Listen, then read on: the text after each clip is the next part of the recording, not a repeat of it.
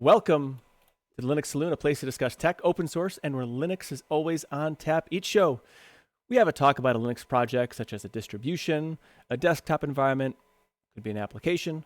We also chat about news and a variety of topics from the community. Anything that is Linux, tech, and open source related is on the table for discussion. I'm Nate, a Linux fitness and vintage tech enthusiast with an almost unhealthy obsession with the openSUSE project. And with me today, I have Skrappjaw, Eris, Sleepy-eyed Vince, or Sleepy-eyed Vince. Sleepy-eyed sounds more like someone with a, you've seen a country western. Don't mess with Vince there. Just Vince will do. Vince. Or Vince. We'll just say Vince. Penguin, Jinda, Tharm, and Nathaniel, two newcomers to the Linux Saloon. Welcome all. Glad to have you here. Oh, we're glad to be here. Oh, good. That makes all of us. Man, I ain't seen you guys since last year. Yeah. True, you haven't been here. It's also kind of a dad joke, so well done. And Tharm gave us the thumbs up in the Zoom, which that's fun. So on the docket for today, we're doing a news flight. We're going to check what's on the menu for next week and do our last call. But first, what have you been doing in Linux? Skrappjaw, I understand that my beloved openSUSE is not treating you well, and I'm curious to know more about what's going on. I believe it has something to do with the Optimus enabled laptop that I use. I have a 2019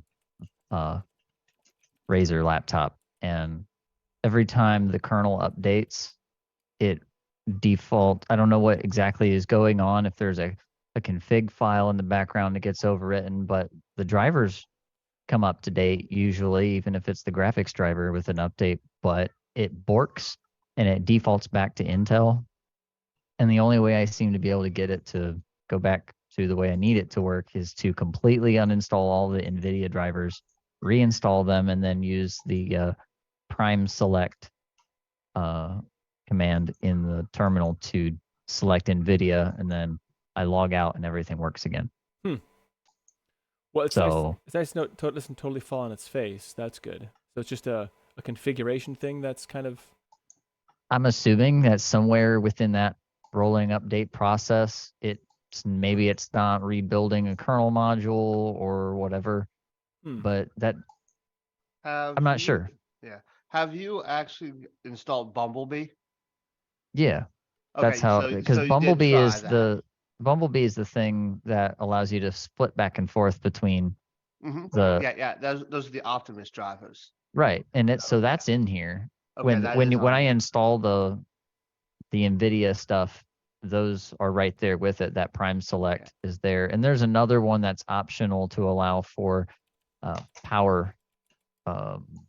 It's the optimization for your power, so you're not sucking too much, and you can use the Intel graphics for your display, and you can offload some of that workload to the GPU without using it dedicated. But I use it dedicated because I have an ultra wide over here where you guys are on top of, and then I have the laptop over here.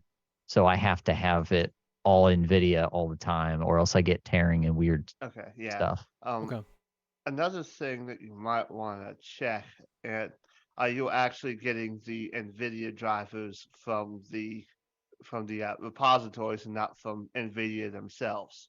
Well, when you go to openSUSE's website, on it, their documentation says they have like it's an integrated driver that to begin with, and then their recommendation is to actually use a repository for NVIDIA specifically. And so I use that, and it just that works. And the installation process is great. It works. They have troubleshooting in there, but when all else fails, did you try taking them out and then putting them back in again? Just like turning it off and turning it on again. Like it must be something in their update process with this kind of configuration. Must not be as common, so there must not be that kind of input in the back end. Maybe I need to go find out where I can plug in an issue with openSUSE and say, hey guys, every time this happens, I have to completely reinstall my drivers. You might want to go onto their forums, either forums.opensuse.org, or you can do the Reddit as well if you like Reddit better. But you may want to actually spell out the problem there. The people there are incredibly helpful and way more knowledgeable than I am. The only time I've ever used NVIDIA with openSUSE has always been like in where either it was the only GPU and it wasn't a problem, or I've used it where it was just I would just send stuff to it on the occasion. So never like you when you actually use it as your primary discrete driver. I know there's a way to do it because I'm pretty sure I've read how you can actually force it to not use the integrated at all. So I know that is a thing. I'm just not sure how to actually do that. We want to welcome Mark. Mark, thanks for being here. And real quick before we continue, there was a straw poll that our good friend Eris put together. That he put it in the chat. Maybe you can do it again. But it's a straw poll about have you ever built a desktop? And so, actually, it makes me want to like break into song. Have you ever built a desktop? Anyway, so do that. I'd like to get as much input as possible because I think this is going to be a fun discussion, I think. All right, so Scrap. Now, the problem only happens when the kernel updates, I'm guessing, right? And Tumbleweed, which happens a lot. I've noticed that's happened on other distros as well. Yeah. So I'm pretty sure that's what it is because every other day there's updates because it's Tumbleweed, it rolls, right? Right. But not very often is there a kernel update, and not very often do I have this problem. So I'm guessing that's when this happens. Maybe. Yeah, I don't update my Tumbleweed systems every day. I do like weekly. Actually, this one I haven't updated in a couple weeks now. Don't tell anybody. But the like my laptop, I always keep that updated because I'm like adding and removing software, and that's why if I'm not adding software, I don't necessarily update them right away all the time. Or Discord. Discord's the other reason I update because Discord is irritating. But yeah, you might want to, whatever the output is, maybe take some pictures if you can to share those images and whatnot.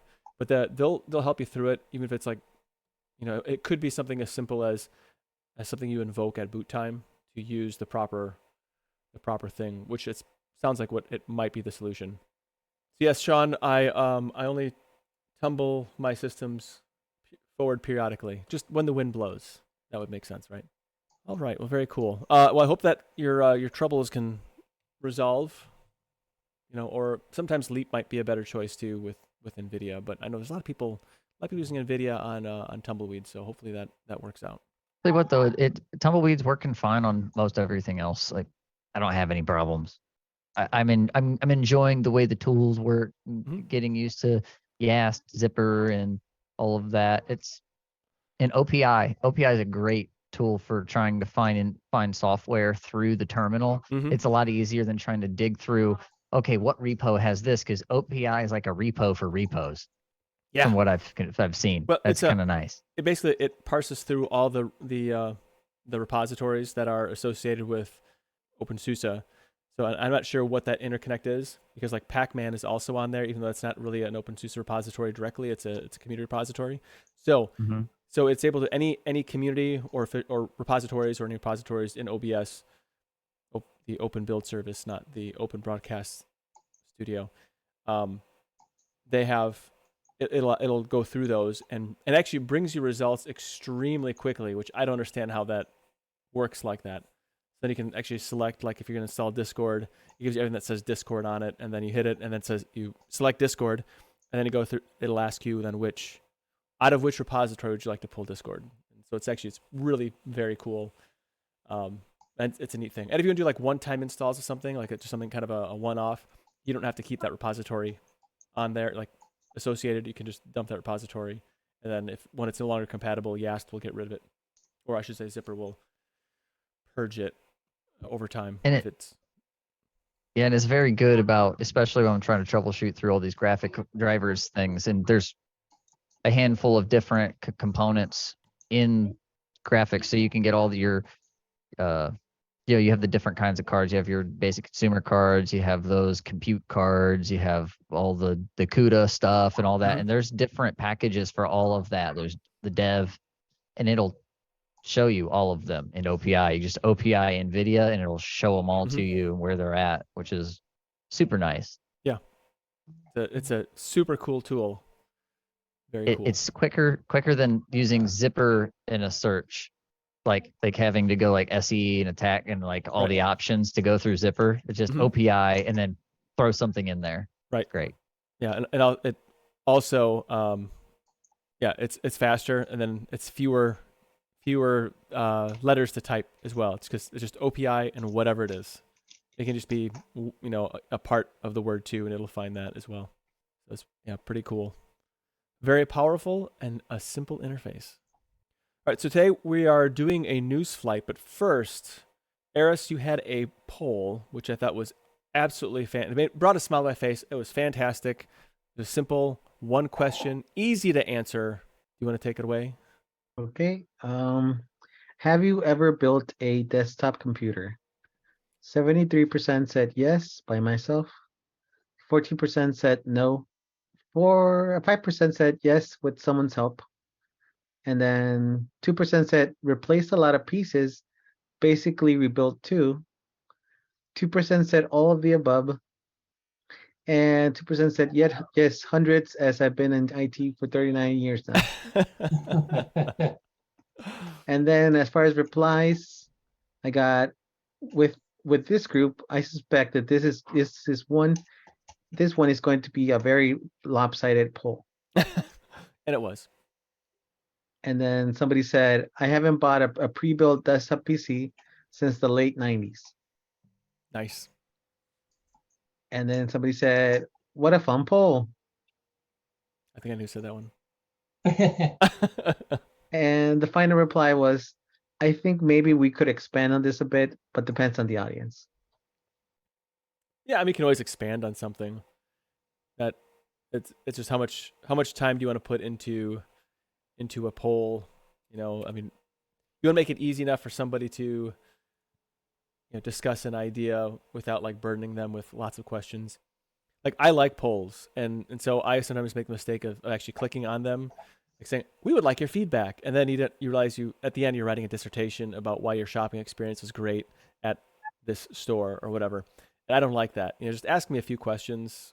I understand you're trying to get all these data points, but it's really very simple. Do you have the products? Yes or no? Are people friendly? Yes or no? Is the store kept clean? Yes or no? How's the merchandising? What more do you really need than that? But I didn't go to school to be a statistician on collecting such data. So, Vince, have you ever built yourself a desktop computer? Indeed, I have, Nate. Yep. In fact, I built this current PC I'm on. I've since upgraded it multiple times. Okay. With the new GPU, more RAM. It's chock-a-block full of hard drives. I also built my wife's computer. Okay. How much, when you say chock full of hard drives, how much storage do you have in there right now? Oh, Not necessarily all available, so but like everything in total. It's not all sort of full of storage. I've got an icy dock in it. Oh, okay. So I originally thought I might be trying a whole bunch of distros on it, but I've mainly just stuck to the one. But that icy dock has 4 bays, 4 2.5-inch bays. Okay. And so that, combined with the 2 spinning disks that I have, takes up all the SATA ports on my motherboard. That's what I meant by chock-a-block. Okay. Cool. Mm-hmm. That's cool. So do you know how much storage you have then available to you, like, so that you could So I've use? got a 2 terabyte and a 6 terabyte hard drive in there now. Hard drives in there now. Yeah. So as in spinning rust, not SSDs? Mm-hmm. Okay. Mm-hmm. And it's 3 SSDs, one with the GeckoLinux I'm running now, one with Windows, and the other is a very old installation of Linux Mint 19, which I should redo at some point. By redo, you mean just upgrade or reinstall? Yeah. I got you. That's my setup. Now, you said you've done lots of upgrades to it over time. So have you just been kind of like changing out components as things go on? Yeah, so it's just adding drives is mainly it. I used to have 2 terabyte drives, and I was running out of room, so I had to buy a bigger one. And I went from 8 gigs of RAM to 16. And yeah, recently bought a Nvidia 1660 Super GPU to put in here. Yeah, I think there's something fun about assembling the parts for a PC. I do think that there's something very satisfying about turning this lump of silicon and PCBs into a functional unit. Penguin, what about you? Have you ever built yourself a PC? Yes, I have. I no longer have it anymore. Now I just use laptops, but that is actually a way I make my money is I build PCs and I sell them on online platforms. So Oh, okay. I've built many, many PCs. Oh, well, very So cool. I mean, and I find it's actually cheaper to build your own, especially if you're building gaming PCs, just to buy the components yourself and build it yourself. Because and a lot of times you're saving like 20-30% instead of having someone do it for you. Oh, sure. I mean, there's labor costs in building computers, so you're going to pay yourself or pay somebody else in labor costs ultimately. Hmm. Yep. Well, that's very cool. Is there any particular machine that you're fond of that you built in the past? Well, yeah. There was one I built for one of my friends. It was like one of the best for the time. It was one of the best uh, PCs I Chill. ever built. It was a Ryzen 5 machine, and I put in like this was just when they had just came out with ray tracing Hmm. graphics codes. So he spent like $3,000 on a ray tracing code. Okay. Wow. It was actually pretty awesome. Nowadays it's outdated, and as a matter of fact, he wants me to upgrade that graphics code. But yeah, it was actually pretty awesome. That's very cool. And then now you say you're mostly on laptops. Yes, yes. Now I'm just strictly using laptops right now, but I do plan on building one soon. Oh, good. I think it's a fun exercise for sure. I wanted to It is. highlight a comment in the chat from Ron Singh. He says, the first one I actually built back in 1978, an OSI superboard SBC sort of thing, but fully with an Apple II Plus clone, PC clone, and the like from 83 on.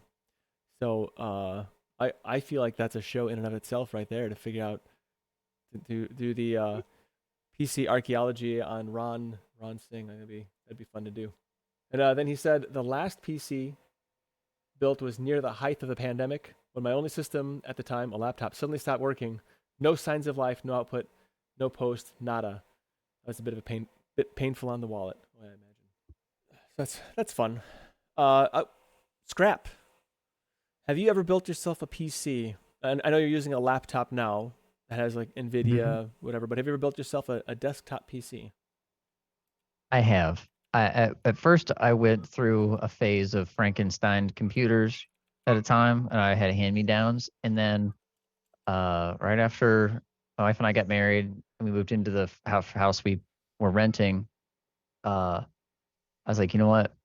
I'm gonna build one. And I ran across PC Part Picker, and I watched NCIX and Linus Tech Tips, Jay's 2 Cents, and all of those guys for like months on end. And I was like, all right, I know what I'm building. And I built, it was a Gen 5 i7 4790K system and DDR3 RAM. So like I went all in, except the graphics card. And then I ended up getting the GTX 1060 to put in it.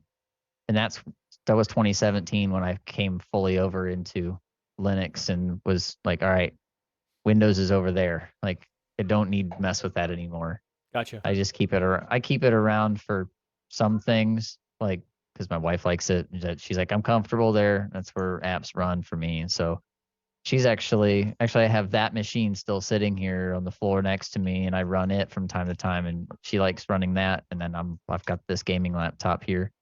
Okay. And yeah, it's a fun process. And I did some upgrades over time with it, like the graphics card and SSDs. I think it was one of the first MSI boards that had the M.2s on it, and it still has the 128 gig M.2 on there. That's pretty cool. Yeah, I remember when having 100 gig was a big deal in a hard drive.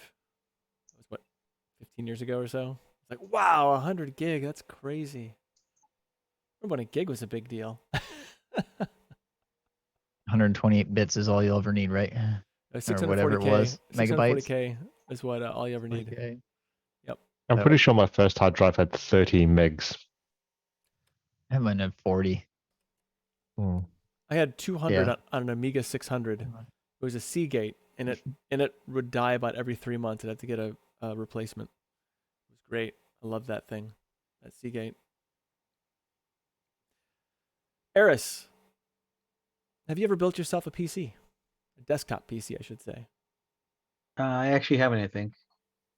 I've changed out a lot of parts, but I've never actually built one. Okay.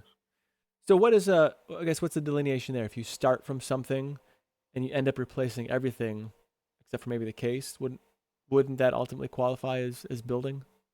Or not really? I don't think so. I would say that it's one thing to build it and another to replace everything. Okay. To me personally, that's two different things.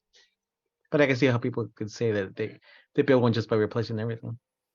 That might be more like you've rebuilt a PC. Maybe you could say you rebuilt a PC. That would probably be Yeah, I think that to me that's a more appropriate term for it. Okay. But yeah, So the computer you're running right now, is it a desktop or a laptop? it's a laptop. Okay. And primarily you use laptops more than desktops, or is it can be one or the other? It doesn't really matter. It varies. Yeah. It varies, but yeah. I've always wanted to build one, but I never actually gotten around to do it. Like actually picked out everything and built it. Yeah, the I can get into my struggle at one time, but it was a little bit painful. No, Ron, he says he's got all these little bits of gold here he's sending out. He said his favorite build experience was with an Apple II clone where he built the PSU, metal case and joystick from scratch using a repurposed KBD from an old VT102 terminal. Massive fun, learned a heck of a lot. I mean, I'm starting to think that Ron is a little bit of a mad scientist now. Like if you were to like knock on his house, he'd be like Doc Brown. He had this big thing on his head. Just don't say anything. That's now I'm going to envision Ron. It's awesome. Jinda, how Yes. about you? Have you built yourself a PC? Yeah. Somebody gave me a whole bunch of old computer parts and stuff, and one of the boxes was all brand new stuff that I decided to try to see how many PCs I could build out of all that old Oh, junk. nice. And I did have to buy a few things and learn a few things and try to make sure things were compatible. And unfortunately, I think that's harder today now. But that's why they have PC part pickers and all those websites, because there's so many things out there. Years ago, there just wasn't as much. Right. You know what I mean? What's compatible and what's not. So Yeah, in some ways it's gotten harder, in some ways it's gotten easier. that's actually an interesting point when you think about it. It's like there's in some ways you see like the architectures have converged a lot, and so you can run the same software on all these different architectures. But then when you start to like dig down to the actual component level, like these components are not necessarily compatible with other components, but collectively they're compatible with each other. Anyway, that's a really interesting point, and yeah, that's it's understandable. Like went from like DDR to DDR2 and 3 and 4, and I guess now we're into 5. But I guess 5 and 4 are somewhere there's some sort of electrical compatibility between them. I don't know. I think it was something on Level 1 Tech or Linus Tech Tips that I actually picked that kind of information out of about DDR5. But what I think is always interesting is when they went from DDR2 to DDR3, the complaint was it was actually you going backwards a little bit initially because some of the latency in the hardware was different, but it was faster. Obviously, it's better than DDR2. But very cool. Tharm, have you built yourself a computer before? It's okay if you haven't. No, I have not. I have Okay. not. It's definitely something that I would try to do. It sounds like a challenge, and I definitely love a challenge. So it definitely will be something that I think I would be attempting. Yeah, so my recommendation is see if you can get a bunch of used things and see if you can make it work initially. Because if you mess up something that's lesser cost, because to me, messing up something brand new is kind of painful. But that's my recommendation. I'm sure somebody would say I'm way off on that. Don't listen to that guy. He doesn't know what he's talking about. But yeah, it's fun. It's definitely a fun thing and frustrating for sure. Mark. Of course I had. That's where I've gotten some of these gray hairs. I believe it. Yeah. No, I think I started building computers in the 1990s. I actually had a business for 10 years where I built custom computers for other people and sold and serviced them. And Oh wow. yeah. And well, you didn't tell me we were going to have to do a show and tell, but Oh, I like show and this tell. is the most important piece is putting the right stickers on there. Right, exactly. Yeah. Yeah. I love it. But I built computers for so long that I even standardized on a case that I liked that the side comes off really easy, and then you have plenty of room to get in there and see all the guts. Yeah. That's a lot of hard drive space. The drives even have these little quick release tabs that can pop off, and then you can pull the drives out really quick. Yeah, that's nice. I encourage everyone to give it a try. It'll be okay. This is one that's probably over a decade old. Oh, wow. And then there's one that sits right next to it that is the same case, same type of components, and that's what you see running Linux Mint behind me sometimes. Okay. But I don't have a cool Mint sticker for that one. Well, you have to get I'm one of those. gonna have to fix that. Yeah, for sure. What I was going to say is, looking at the hard drive or the drive chassis there, it looks like it's way safer than the drive chassis I worked on 10, 15 years ago, where you have you can always cut you can, if you're up for it, you can actually cut yourself and bleed all over your technology. That's right. You find one that you get used to, and the edges are rolled here. Yep, so, that's nice. Yeah, and it's actually painted rather than just raw aluminum or stamped steel. Right. Yeah. Yeah. Really have that's really nice. So what is that? The machine there? Like what is the CPU? This is a I also keep my documentation well. This is a MSI with a AMD Phenom 2 X4 processor. It's basically a quad core processor, 3 gigahertz with 8 megs of cache. And those quad cores just ran Linux and Windows just great, That's a FM. Is that an FM2 board? It is a specifically it's an MSI 7641, but I don't remember what if it was an FM2 or not. I built one of those Athlon X4s for my mom years ago, but the black editions of them, you had to be careful because they didn't have GPU on board. You had to get a discrete GPU, and I was like, man, I messed up. I meant to get the one that was the APU and not just the X4 straight. But those were great for building a basic, gaming. If you want to do some lightweight. That's right. And then you pick your own RAM. You pick your own. You decide if you want a GPU in there. This one I've stolen the GPU out of since. And I'm just using the onboard for Linux because really that's all I need on that one. Yeah, for sure. And but no, the thing still works great. No reason to get rid of it. It runs Linux awesome. Right. Because Linux is just not that big a hog. That's awesome. Obviously, you've got a lot of toys in that room with you, and that makes me smile. Yeah. But no, I'd encourage everyone to, laptops are great, but if you can't afford buying a big old server, consider building a desktop. You can put 2 drives in it and do a simple RAID, and then now you have some redundancy. And in a medium tower like that, you're able to put as many drives in there as you want. Sometimes you got to scrounge for drives, but if you got some matching drives, you could do some RAID possibly. Try different cards, something like that that's over a decade old. Doesn't come with Wi-Fi, but then you certainly can get any type of Wi-Fi adapters that you want. You could go with the little USB adapters or something, but then you could also get something like Skrappjaw's got with a good antenna, or spend a couple more bucks and get a PCIe card that has an antenna, and that'll stick right out the back, and those are actually very stable and powerful when you plug them on the motherboard. So That's good to know. Yeah. Some of those dongles have been a little bit dodgy for me in the past. They'll work, but then they seem to like reset their connection from time to time or something like that. I don't know what's going on. You have to watch the chipsets on those.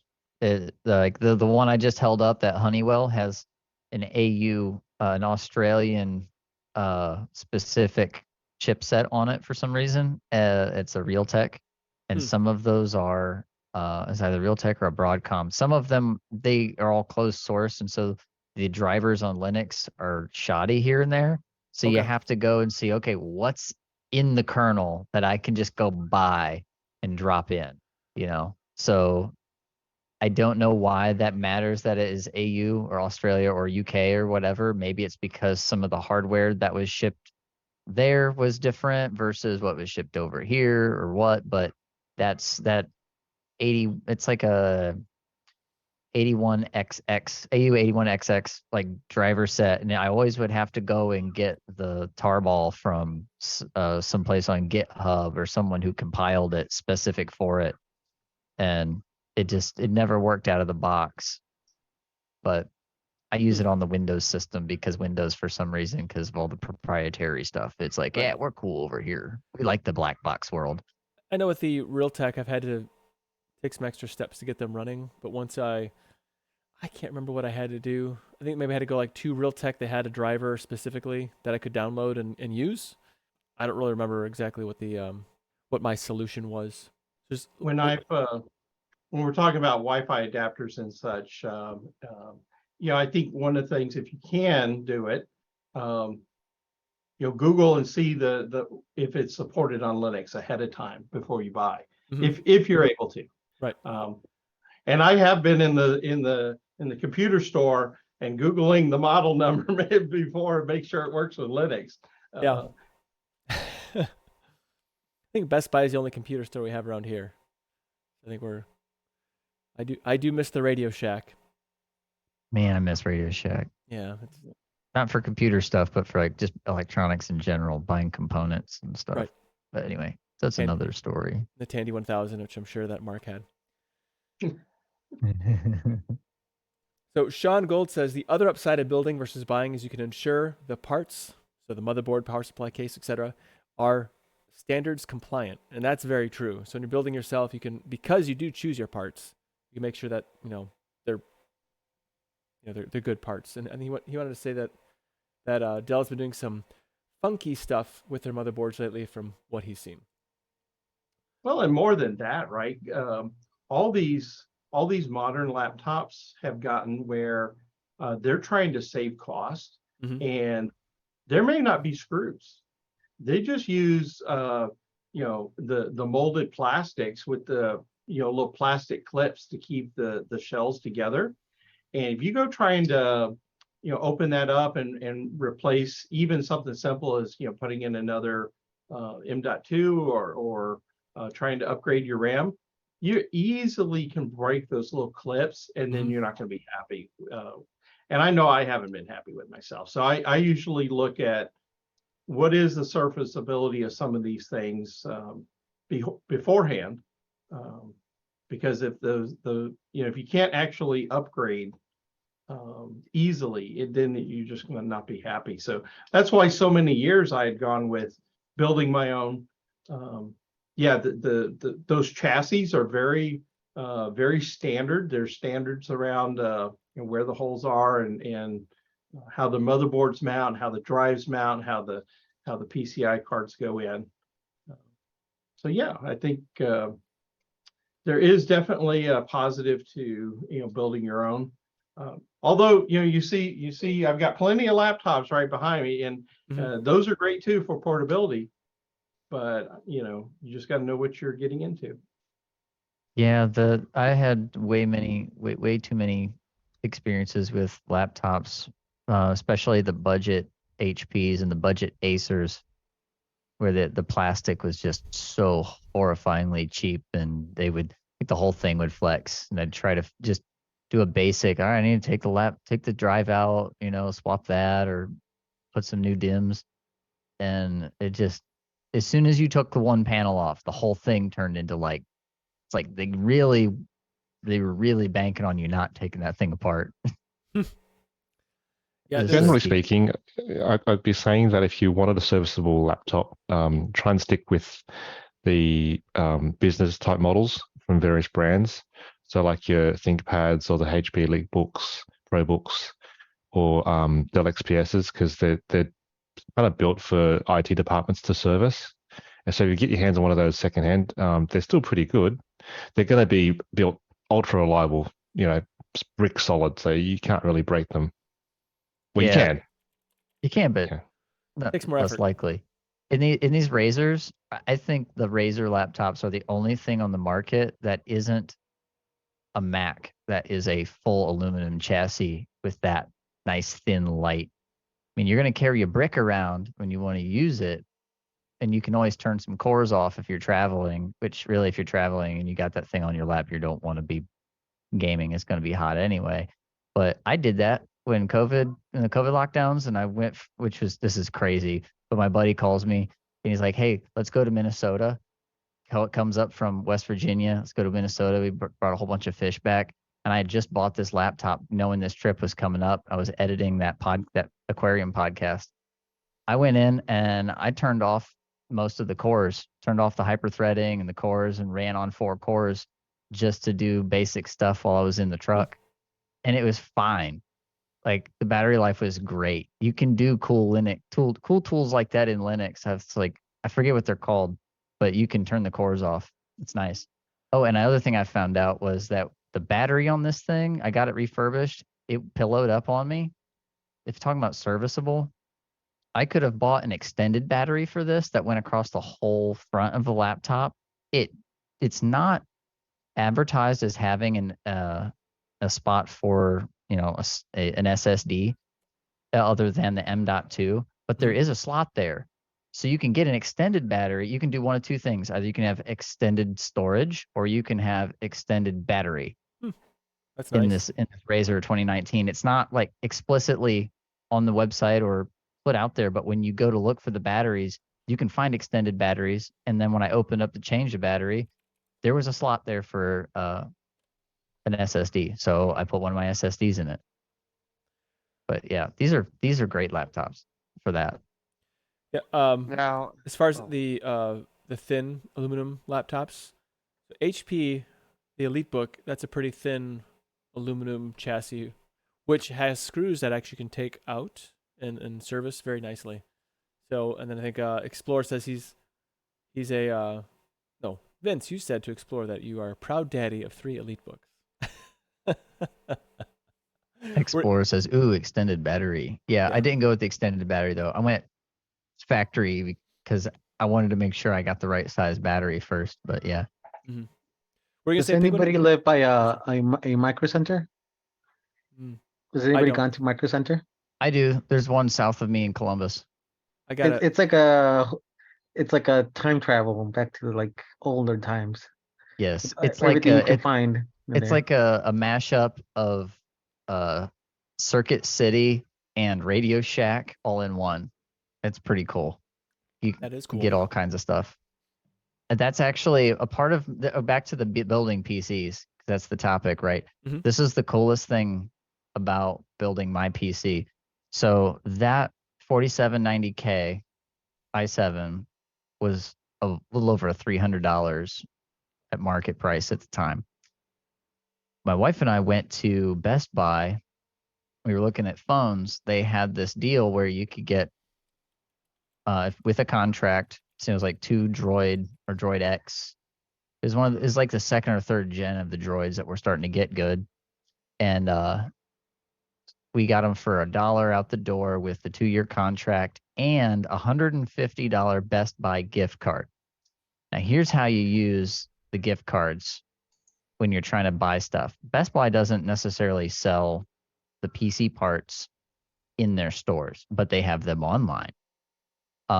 So in the Best Buy here where I live, they don't have a lot of those kinds of parts like your processors and whatnot, but they do have RAM. They'll have a couple different power supplies, basic things. Like if something breaks and you need your rig to run, you can go to Best Buy and get it. Other than the CPU. Go to Columbus down next to Micro Center. They have that stuff.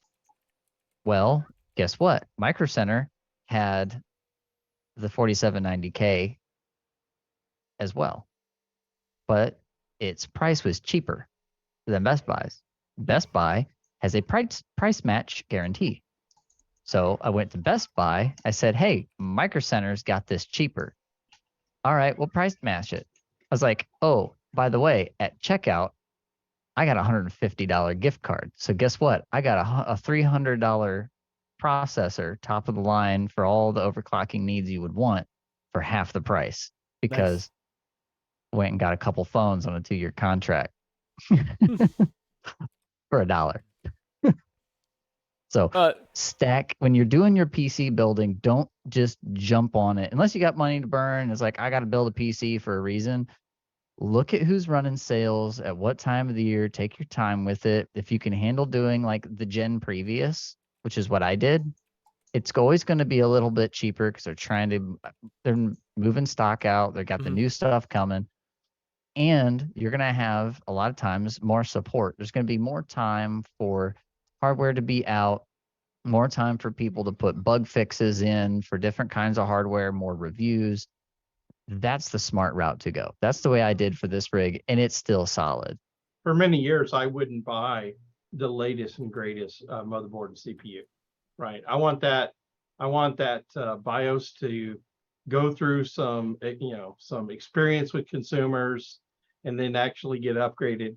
And I can't tell you how many boards where when I went to go buy the board, it was an MSI V2, version 2. And I was always, mostly I did it for cost, but some of those other things were very important too. Don't go with the latest. It goes with even the modern stuff, the AROCs and stuff like that. Better to wait a little bit and get some experience behind them. Yeah, I see. There's a Micro Center that's pretty close, about 60 miles in Chicago. So for me, it's about 60 miles. Maybe what I should do is take that as an excuse to go see if I can hunt down Steve's very own over there in Chicago when I go to Micro Center. Do the coffee clutch in person. Ooh, that'd be fun on a Sunday morning. That's a good idea. I should do that sometime. Somehow, like plan a Sunday morning trip over there. I go to Micro Center with Steve. That'd be fun. So Sean Gold, he says, I don't miss the days of having to set jumpers on the motherboard to configure the system. That wasn't all that long ago. I mean, it was maybe late 90s. I still had to configure some stuff over there, like in the jumpers. Remember, doing a BIOS update was it was a terrible experience. Did anybody here ever play with MFM drives? No. Nope. I haven't. Yeah. What is that?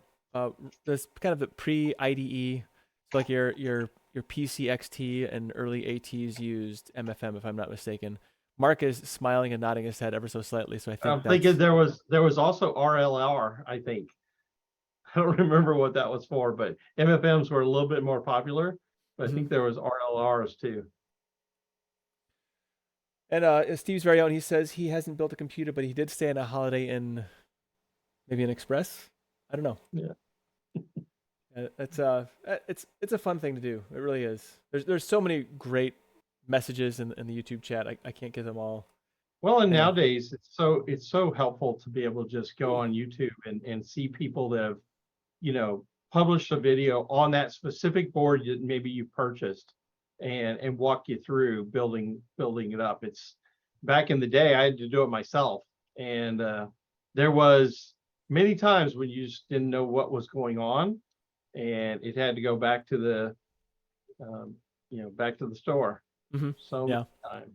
Yeah, and that's something you brought up, Scrap, was the PC part picker. If you're going to build a PC from scratch, and I can say from my own experience, PC part picker is a must. But I haven't heard from Chris or Spazzy C. Is it Spazzy Chris? Welcome to the Linux Saloon. Have you built yourself a computer? Hello. Sorry, is my audio okay? I haven't checked it yet. You can hear me? Yeah, it's all right. It's a little bit hot, but it's okay. Okay, I can back away from it. Yeah, I've counted, I think in the room I'm sitting in, I've built at least 5 or 6 of the computers that are here. I've also taken old old Dell towers, ripped out most of the guts, replaced power supplies and everything inside them. I'm remembering other PC. I went back in my memory, went, oh, I built a couple that I've now recycled a long time ago, way back in the AMD Thunderbird 1.4. I remember sitting on a floor building that with a friend at one point and giving him some parts and taking some parts.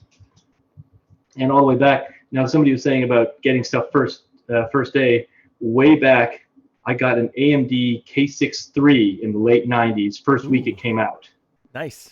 I don't know why I did that, but I did it.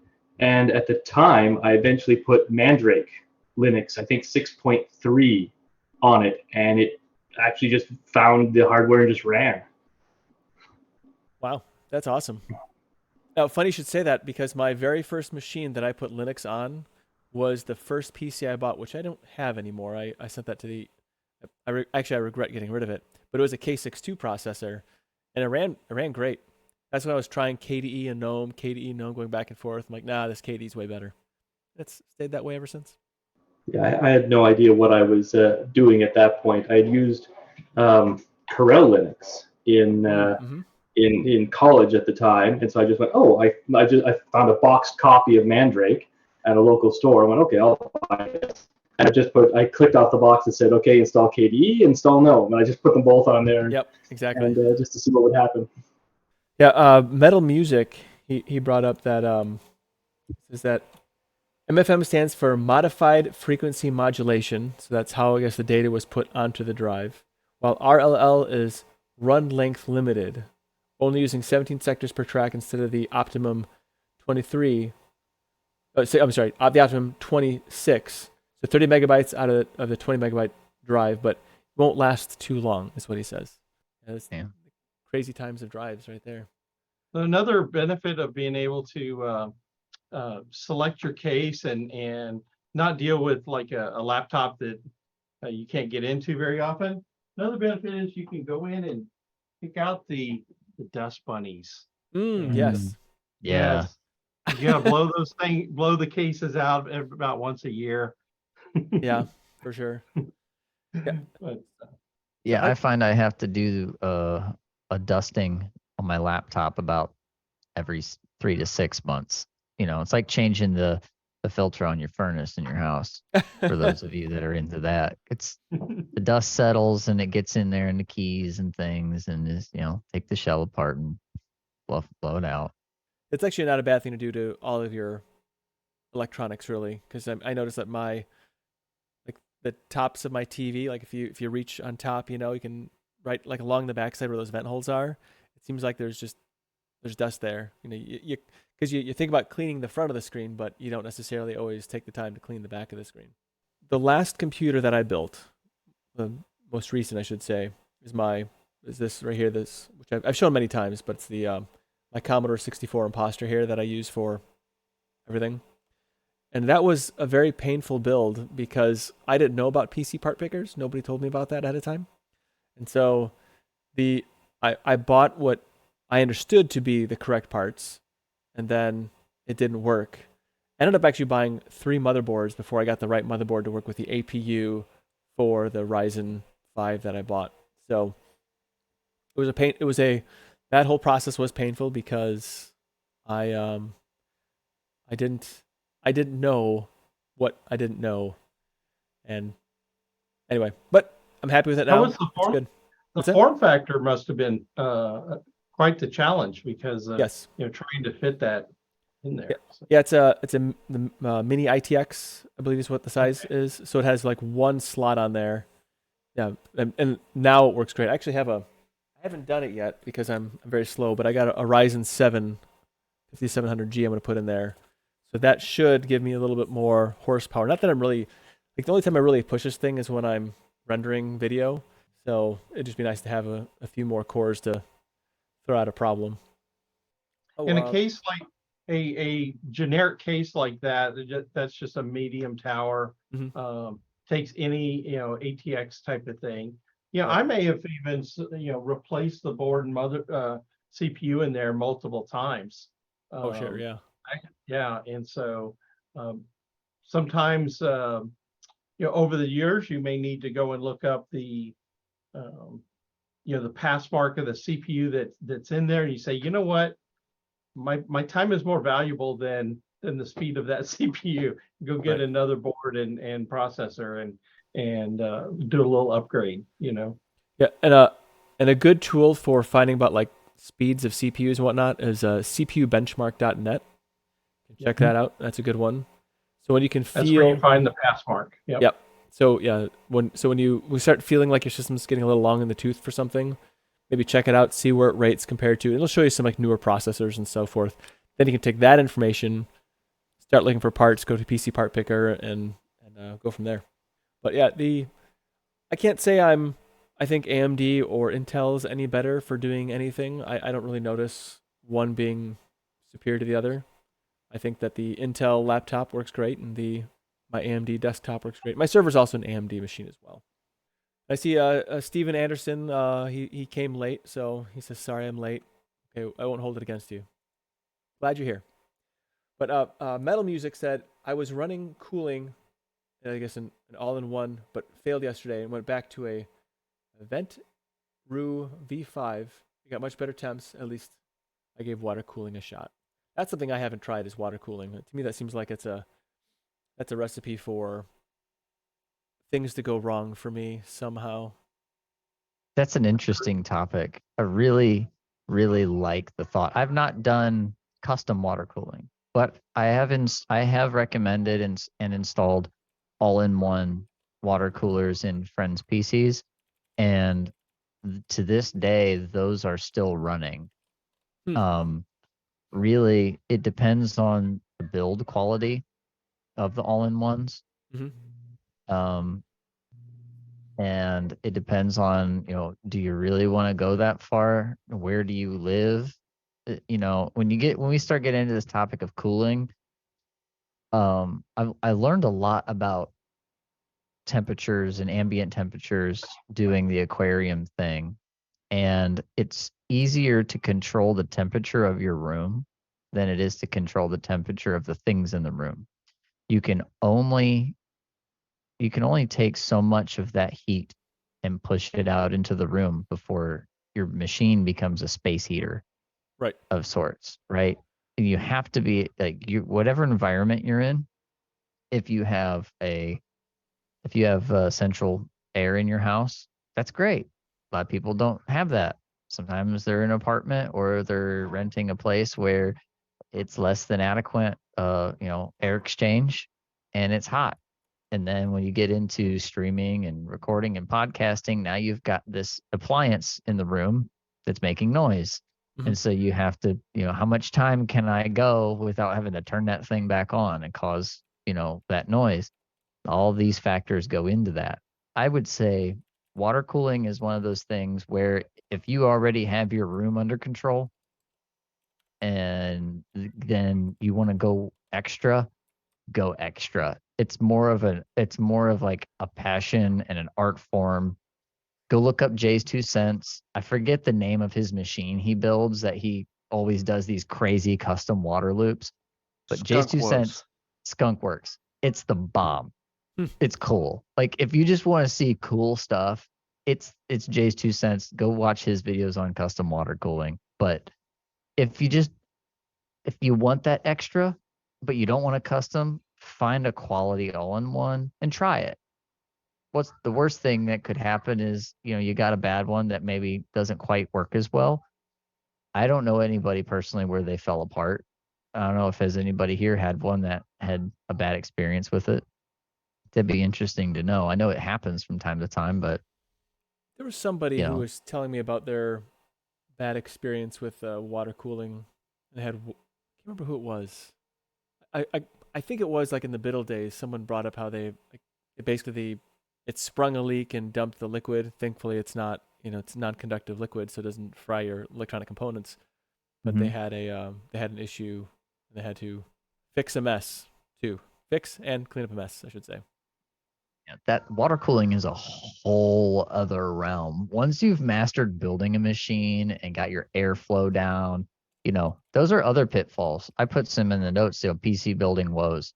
you get your nice case and everything. And some people are like, oh, I want this to look good. And I want to set up all these fans. And then I'm going to get just, maybe I don't want it. Maybe I'll get this board because it fits my budget. But they didn't check how many headers are on there for the fans, right? Like the fans you wanted. Right. They didn't research, airflow, positive pressure versus negative pressure. Does your case fan have the power supply up top versus down below? These are more the performance tuning things.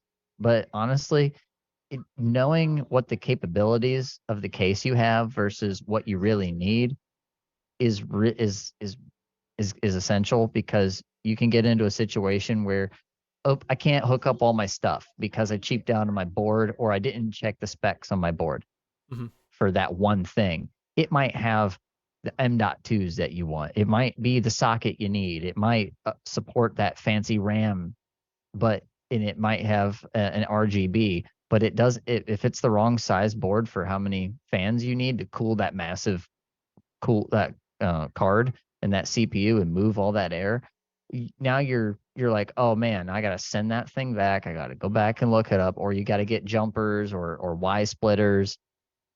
There's you don't want to be putting a Band-Aid on a brand new machine.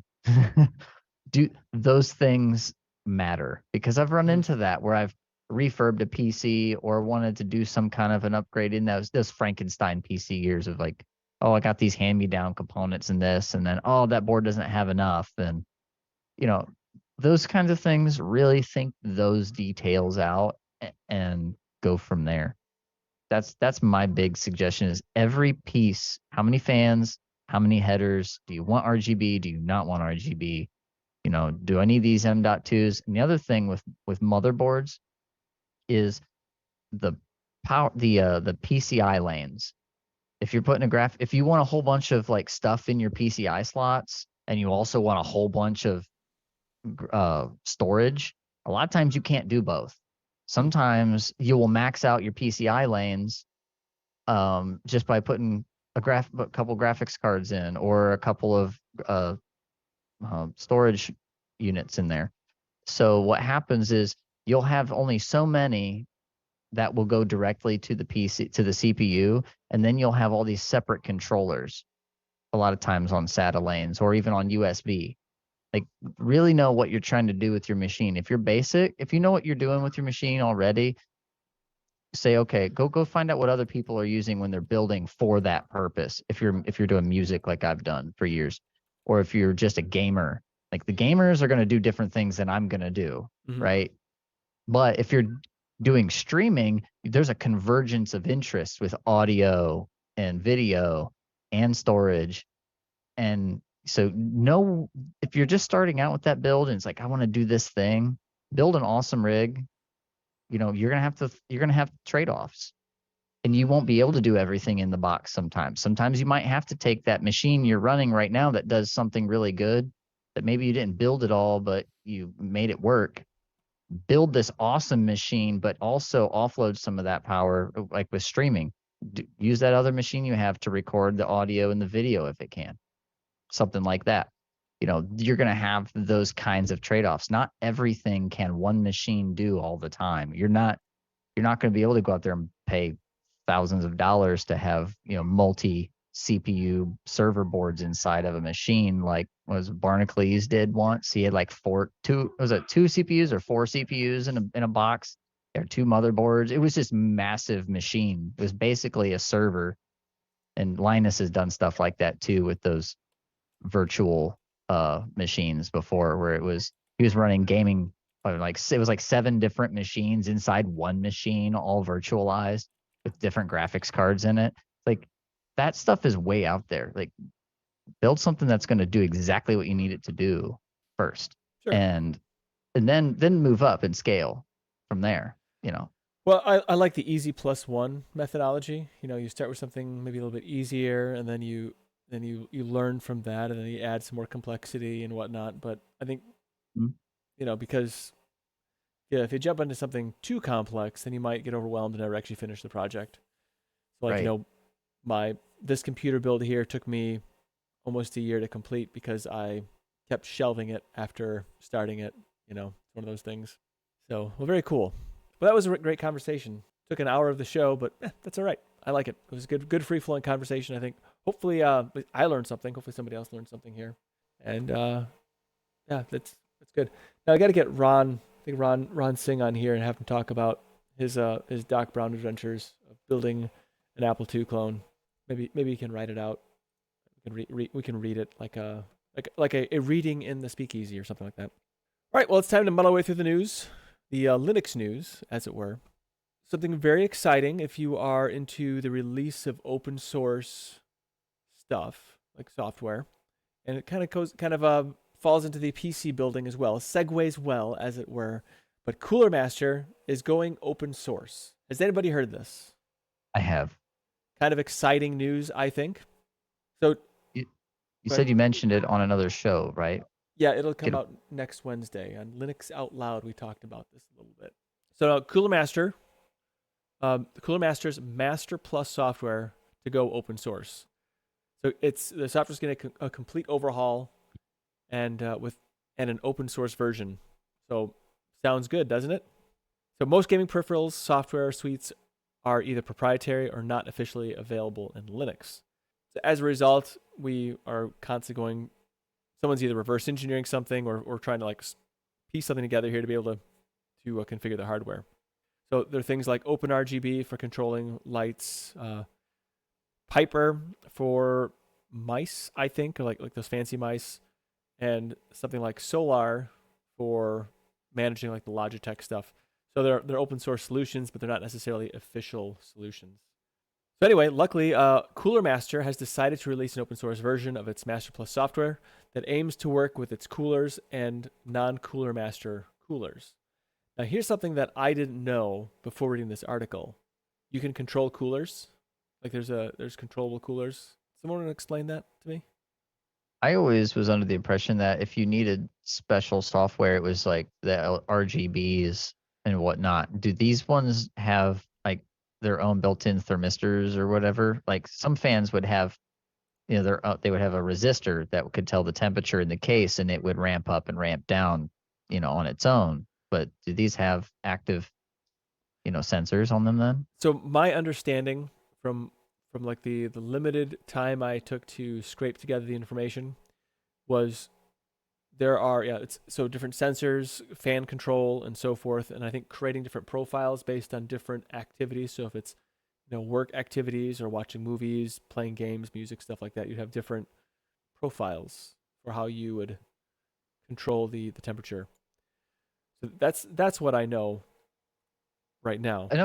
I know CoolerMaster for a long time, even before there were these, or even before motherboards started coming out with a lot of different sensors on them, or the ability to get in there and control the individual fans. CoolerMaster was doing things where they had individual modules that would plug into a USB header on your motherboard, and then it would have little probes you could put at different parts of your case, and then you could plug in your fans into that one controller instead of using the motherboard. So this is probably part of some of that ecosystem. Okay. What I'm guessing. I could be wrong. I haven't checked into CoolerMaster in a long time, but I know that there's stuff like that out there. At least there was at one point. That makes sense. You can use non-CoolerMaster coolers to integrate with it as well. That's something else they're going to do. So that I think is cool. So they're open sourcing their API as well, or something along those lines. Now there is something that's not being open sourced. Their full cloud integration for their software, but I have zero interest in cloud integration on anything that has to do with cooling for my computer. I don't know. I'm not sure why I'd want that. Maybe somebody has a reason. Why would you want to cloud integrate the cooling of your computer? Sounds like a Mark question to me. He's probably the youngest one in the group. I don't know. I know data mining. Do you have an idea why you want to put your cooler information on a cloud? You're muted. The only reason I could think of it is you have a server that you can't attend to very often, like one out. Okay. And you want to remote and find out if it's got an issue or not. But other than that, I can't think of a good reason. not a good reason, but yeah, alerting I could see. Okay. Historical information if you wanted to not, if you don't want to set up some sort of not graphene, but Grafana system to monitor your temperatures. It could be, I guess, up in the cloud. You can just access. As long as there's not control. Control would be a very bad thing. Right. And someone can snuff out your cooling remotely. That'd be nice. I could see someone using that for like a farm, like a Bitcoin or a crypto farm, if you were doing that stuff remotely. I know a lot of those tools are built into some of those crypto mining softwares, but you would need that remote controlling too at that point. Right. There's also, every company wants to data mine its customers. Trust me, they all want to know what's going on with their product. Right. I guess I don't fully understand why, but I can understand some data there. So Ron says, so you can remotely turn on the chassis fans to max and freak out your dog? That's kind of funny. Adam has a more reasonable explanation, which is to sync your profiles if you reinstall. So I can see that could be valuable. Convenience. So do you think this is a trend? Do you think we're going to see more stuff open sourced this year? I think that might be a thing that happens or do you think this is just a one-off? What do you think? Razer does. What's that? Oh, go ahead, Jin. I just put him on the spot because he's his mic, he's unmuted, and I want to make sure he's talking as much as possible. He's got it too easy in that easy chair. Yeah, he does. It looks way too comfortable. He might fall asleep here if we don't keep poking him. So what do you think, Jenna? Do you think there's going to be some more? Do you think this is a trend? More things going to be open sourced, or do you think this is things will be less open sourced because of or do you think this is just a one-off? I should say. Do you think more things? Do you think this is a trend of CoolerMaster open sourcing their stuff? Do you think we're going to see more open sourcing, or do you think this is just a one-off? I don't know. I really don't know. Yeah, Razer has some official, unofficial support for Linux, and there's some pretty cool tools like OpenRazer. Mm-hmm. If you look that up, and that covers a wide range of their devices, and maybe cool. There's some CoolerMaster guys over there that have finally got enough of them on board on Linux to inside the company to say, hey, let's do this. We're here. We have our hands at it. We're that's one thing companies like is people that are willing to go out of their way to start building things that, and also companies like not having to pay for development too, because if there's community support and people are patching this stuff upstream for them, it goes both ways, right? Sure. You got guys on the inside getting paid for their work, and then you have people on the outside who have the passion to just give their work away. Mm-hmm. And so it's mutually beneficial to some degree, right? We might be seeing some of that, and hopefully some of this stuff that CoolerMaster is going to release will help out here, and we'll be able to, whether they put an official Linux version out or not, well, at least people will be able to get in there and tool around inside the code and port some things over. Like you're saying, he's got these other Piper, OpenRGB, and Solar. Those, they may be able to integrate some of that code and make their projects better. Yeah, and I think people who give away their time and effort programming, they're also doing it for selfish reasons too. It's to help themselves out. So it's not entirely them just giving something up. They're benefiting from it as well. Except when it comes to the open source community, they're willing to take that and release it so they can help others as well. Well, yeah, I guess that's a collateral. Well, sorry. Even Linus Torvald said that it's a selfish thing. Everyone's doing it for selfish reasons. Basically, they're getting something out of it, and then everyone's individual selfish needs are a matrix of overlapping mutual selfish interests that make Linux or something like that. It's a very cynical way of looking at it, but he would though. Yeah, he would. That's a cool project. That's actually one of the coolest things coolest things I've heard in a while. CoolerMaster things. And wasn't the big open license thing you Steam Deck guys liked was the Steam Deck models, you know, the The that CAD were models in the released. case. Yeah, the CAD models. Yep. I think that wasn't that a big you know, open source license deal that made everyone happy. It was. I don't know how much of a deal it was necessarily, as much as it was a. I think they did it so that more. I believe Valve recognizes the power and the value of the passionate maker community, the people who like to make things and whatnot.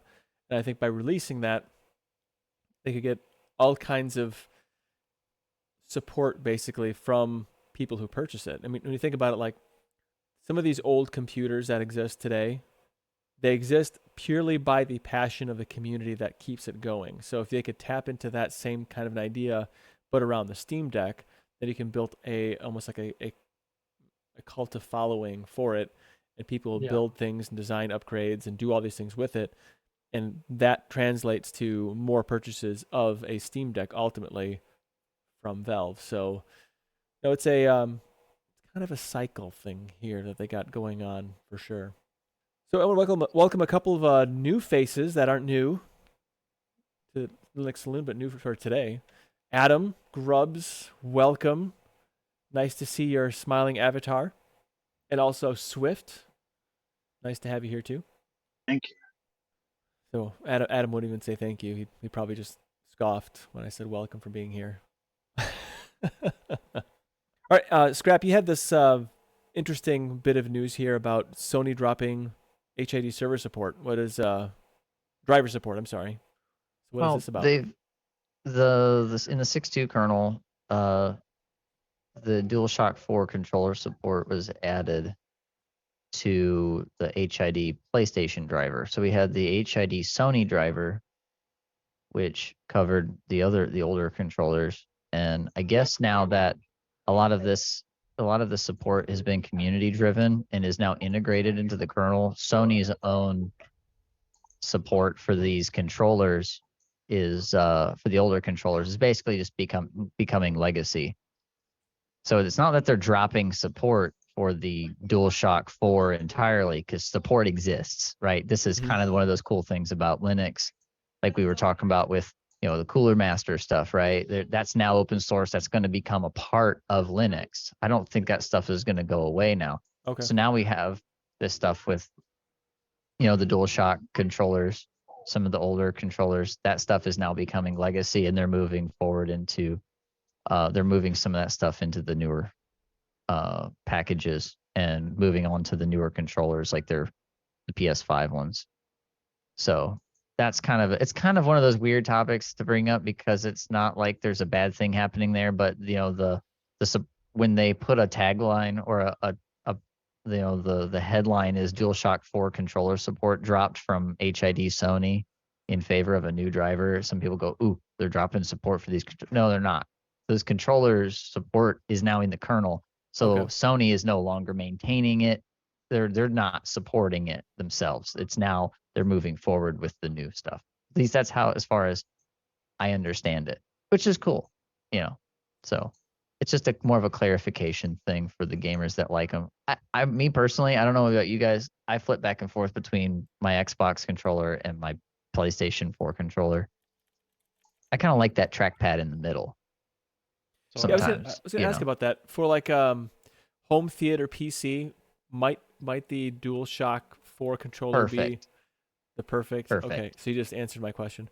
So my issue with the Sony or the PlayStation style controllers, and I haven't used I used I have a couple of 4s, but they don't really fit well in my hand. Like my gangly fingers want some more meat to grab onto, essentially. So I really like the fit and feel of like a Nintendo Wii U controller, or like Nintendo controllers, because they're a little bit thicker. Explorer says Sega Dreamcast controller, thick. The DualSense controller, the PS5 one's bigger. Is it? Yeah. And then have you used that? Obviously they have a Sony HID, so obviously they have a Linux driver for it. So there's it looks like there's two different packages. There's the old Sony there's the HID-Sony, and now there's the HID PlayStation. There's two different ones from what I can see from this story. Because I remember HID Sony, I didn't know they had one that was PlayStation. So okay, it's, I don't know. They're you can still use your controllers. They're just now it's legacy. It's now in the kernel, and Sony's like, hey, we're gonna move on to these newer drivers because y'all in the community have taken care of that for us. that's interesting. It's probably maintained better too. With Steam, right? You can just go in and controller support. If you have issues on your with your controller, Steam takes care of so many things. It does. Yeah, maybe I should try that. So I know my DualSenses pair like with no issue with the Steam Deck. Like if you want to use the Steam Deck docked on a TV or something, I don't have any issues with the DualSense, the PS5 controller.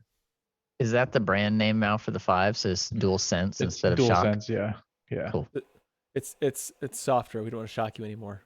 No, I think it has to do with like all of the haptics and other trigger stuff and all that. Because they don't have like the standard rumble motors. They have like the voice coil linear actuators in it. So you get like more of a fine grain vibration. And the R2 and L2 triggers have sort of resistive mechanisms. So like a game can make like the trigger harder to pull if that's like appropriate.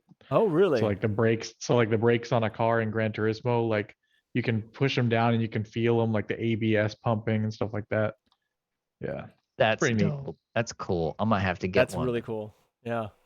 I mean, I don't know how well that works outside of a PS5, but that's how it works on the PS5. I mean, that's one of those nice things about Sony is we have this love-hate relationship with Sony in the Linux realm because they fought a lot of the hacking of the PS3 and the Linux community on some of that while trying to install Linux on the 3, and also some of the stuff they changed on the 4. But they use all of these open standards that are across the Linux space, and so we benefit, and their controllers are run on Bluetooth. They're not some proprietary thing like on the Xbox. You can easily pair them with everything. And so it's like, you know what? I love the PlayStation controllers more for that. I don't have to buy an extra dongle, although the Xbox controller I use is one of those elites that has the Bluetooth. So it's a little more expensive. But why should I have to pay for Bluetooth extra from, right? It's Right. standard fare now. Microsoft. Because it's Microsoft. That's your answer. You're right. That's it. It's Microsoft. Got to pay Microsoft what they deserve. I mean, you say that, but like a Switch Pro controller is incredibly expensive, and they're not really on anything special. Right? It's just. But that's Nintendo. These things are just expensive now. Like they're all expensive now. A DualSense is expensive, and all the controller stuff is expensive. And you pay- Joy-Cons are $80. And you pay Like, more it's for just- stick drift. It's great. Right. Oh yeah. Th- Man, if I wanted to drift that bad, I'd go pull my e-brake going down the highway. Some initial D stuff going on. Yeah. I want to welcome Eric. Thanks for being here. Better late than Yes. never, right? I think so. I don't know Good to about see that. you. Speaking of controllers, I realize this is not really we're not talking about controllers necessarily. Maybe we are. I have like this old Logitech like PlayStation like controller from it's probably 20 years old at this point. And it's been used a lot. It's been abused by the kids. No stick drift. It has survived all kinds of life. No stick drift. Like this whole stick drift thing is like kind of a new thing to me for controllers. And it's not really ever since basically like the my first real experience was the the Switch. It seems like those Joy-Cons, like you look at them wrong and they start drifting on you. Yeah, because they're made from inferior materials. Back then, when you bought that Logitech controller, that's when they actually made things with quality materials. Now they cheap out on stuff and make them cheap POSs. I disagree with that supposition, and my point is Mad Cats. Anything made by Mad Cats. Those things were terrible. You didn't even give that to player 2. You gave that to player 3. Like those things were awful. Hey, Yeah. I love that. golly. But Mad Cat was the cheap imitations. Wow. Yes, Savage. you knew what you were buying from them. It's called the little brother controller. Oh yeah. Yeah. Yeah. Well, But my yeah. kids. I don't hate my family that much. Well, sometimes the littlest brother gets the controller it's not even plugged in. That doesn't work anymore. But once upon a time, that's how it would go here. They would think they were playing.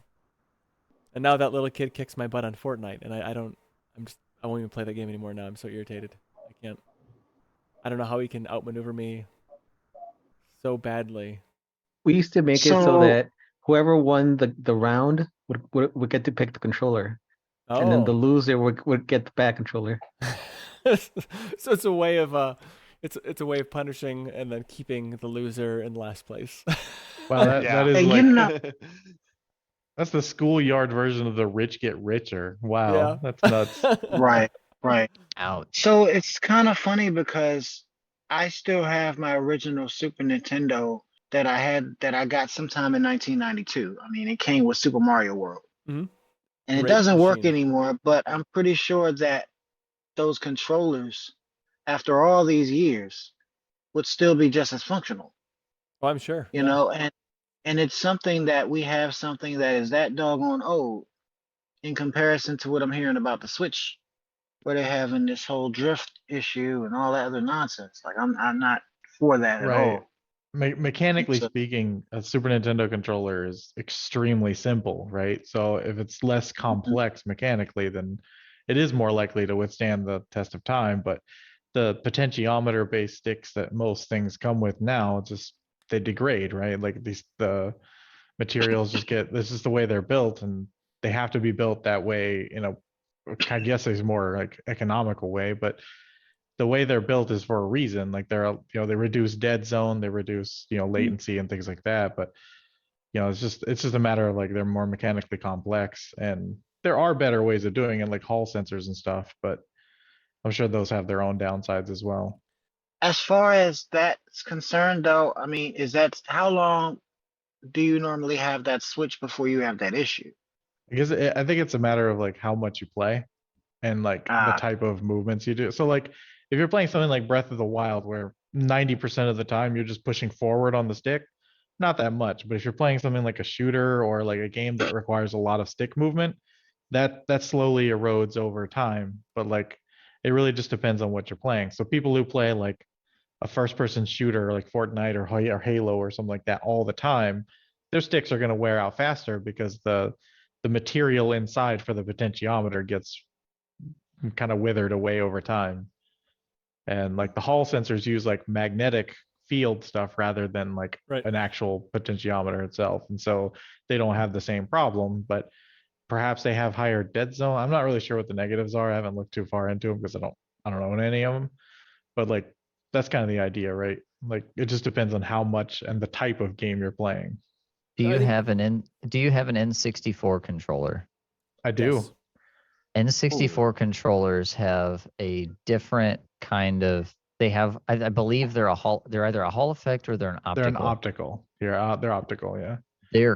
So the Hall effect and the optical kind of benefit from not having that wear and tear because it's not, it's not like how your mechanical potentiometers wear out. So the only thing that those suffer from is, the springiness. How quickly, how well does it stay at zero? You're talking that's about from the dead the zone. plastics. Yeah, the plastics eat away inside, and because You like get if you take like a jiggle. really old one that's like kind of loose, you take it apart, you're gonna see like dust in there from like the plastic being grinded away.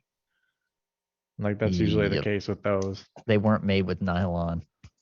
And then you're gonna have Mario Party, and you're gonna expect people to not have a messed up controller. Come on.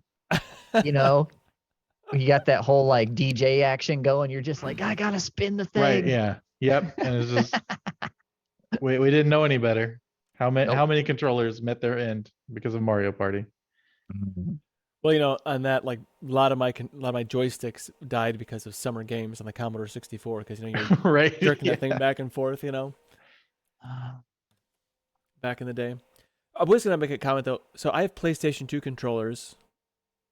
Admittedly, they're not played heavily anymore, but those things have held up through the years, and they're pushing Yeah, some they're age. they're solid. Yeah, they did a I good have a job with couple that. old ones too, and they seem to do just fine. But I think your point about the precision of the controls might not be as good, because I can recall, like, with I don't know about other desktops, but in Plasma you can actually look at the path that your joystick's taking, and it does seem like the older ones are a little bit like more herky jerky than the newer ones. So there might be some validity that they're trying to increase the precision, and in the increasing of the precision of the controller, you're sacrificing some robustness, perhaps. I think that's really the case. Like, I think that's exactly what it is that in an effort to reduce dead zone and reduce, like you said, the herky jerky nature of, like, just inaccurate thumbsticks, they landed on a solution that's economical and effective, but ultimately has flaws, right? Right. Well, they And always, that's, yeah. and they may have not worked out the manufacturing process for it also. I mean, when you have a new technology, when you modify technology to gain something else, sometimes you haven't worked out all the engineering bugs, as it were. Correct. From what I gather, there's only like a couple companies that make these sticks, and like basically everyone just sources the same mechanism, but like they just add their own stick top to it. Gotcha. And so like perhaps it's like a patent issue or something where, like, someone really can't make a better one because someone holds the patent to the current one. I'm not sure. I don't want to like presume, I don't want to give in false information, but like that's my guess. Right. Yeah. Who knows? It's something, I'm sure. Yeah.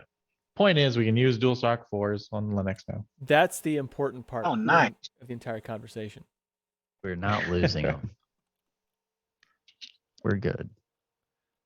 It'll be interesting to see what comes of. I'm gonna buy a some sort of PlayStation 4 or 5 controller just to work on the SteamDeck to see if that makes a better because the touchpad on there, because I want like certain things that might work better on that. Yeah, get the PS5 controller. I think it's a lot more comfortable for adult hands. Because like the DualShock 4 is fine, but like the DualSense has like more of a curve to it, similar to the Xbox controller. So it fits in your hand, like it fits like a hand better, rather than like, it's not like a pistol grip kind of thing that the PS4 controller kind of felt like. Right. It's more like a, I don't know. Like holding like a circle. Gotcha. I never thought of that. Maybe the pistol grip is why I like it so much. Maybe that's it. That would explain a lot. Yeah. That would explain a lot. Can you use PlayStation 4 controllers on a PlayStation 5?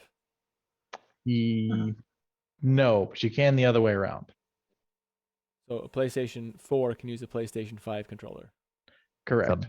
But there are back compatibility. But there are like obviously like the trigger stuff doesn't work and the haptics feel wrong and all that, but like I don't even know if the haptics work actually. But yeah, like you can use a DualSense on a PS4. It's just you're getting like 80% of the experience. But it works. Are you losing? You can actually use a DualSense on a PS3. I have done that. Really? Yeah, it'll pair up.